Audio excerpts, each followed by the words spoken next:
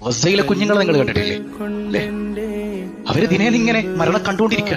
ഒരു ചെറിയ കുഞ്ഞിനോട് ചോദിച്ച ആ ഒരു വീഡിയോ ഒന്നും വൈറലല്ലേ? മോനെന്താ കാണുന്നത്?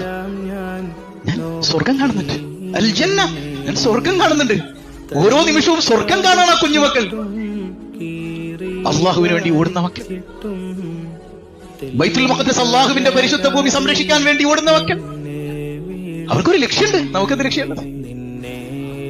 ആ ബൈത്തുൽ മുഖദ്ദസിന് വേണ്ടി മരിച്ചു വീഴാനും ഏത് സെക്കൻഡിൽ തന്റെ ശരീരത്തേക്ക് മിസൈൽ തുളഞ്ഞു കയറുമോ, ബോംബ് വന്ന് വീഴുമോ, ഏത് സെക്കൻഡിലും അത് സംഭവിക്കാമെന്ന ചിന്തയിൽ സ്വർഗം കണ്ടു നടക്കുന്ന ആ മക്കളെ കുറിച്ച് പറയുമ്പോ ശരിക്കും നമ്മളിങ്ങനെ നാണിച്ചു പോവാണ്. കാരണം നാളെ മഹ്ശറിൽ വന്ന് നിൽക്കുമ്പോ ഈ മക്കളൊക്കെ റസൂലുള്ളാഹിന്റെ അടുക്കലേക്ക് ഓടിപ്പോകും ഹൗദുൽ കൗസർ കുടിക്കാനായിട്ട്. അള്ളാഹിന്റെ മുമ്പിൽ അവർക്കൊക്കെ വലിയ സ്ഥാനം, നമ്മളോ ഒക്കെ ഒന്നുമില്ല. നമ്മൾ ദീനിന് വേണ്ടി എന്താ ചെയ്തത്? നമ്മൾ എന്താ ചെയ്യാൻ പറ്റിയത്? നമുക്കതിന് സമയം വല്ലതുണ്ടായിരുന്നു? നമ്മൾ ദുനിയാവിന്റെ പുറകെ മാത്രം ഓടുകയല്ലേ? ദുആ ചെയ്യാനെങ്കിലും നമുക്ക് കഴിയണ്ടേ? നമ്മുടെ 5 വഖത്ത് നിസ്കാരത്തിന്റെ ദുആ വളരെ ഇമ്പോർട്ടന്റ് ആണ്. നമുക്കിപ്പോ ഖൽബ് കൊണ്ടെങ്കിൽ അവരോട് ചേർന്ന് നിൽക്കാൻ പറ്റുന്നത് ആ പ്രാർത്ഥനകളിലൂടെ നിരന്തരമായ ദുആ.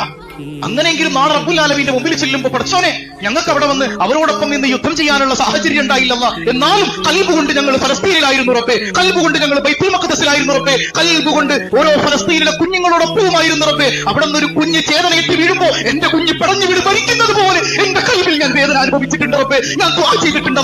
എനിക്ക് എന്റെ റബ്ബിന്റെ മുമ്പിൽ പറയാൻ പറ്റിയാൽ അതിനേക്കാൾ വലിയ അന്തസ് എന്താണ് സഹോദരങ്ങളെ?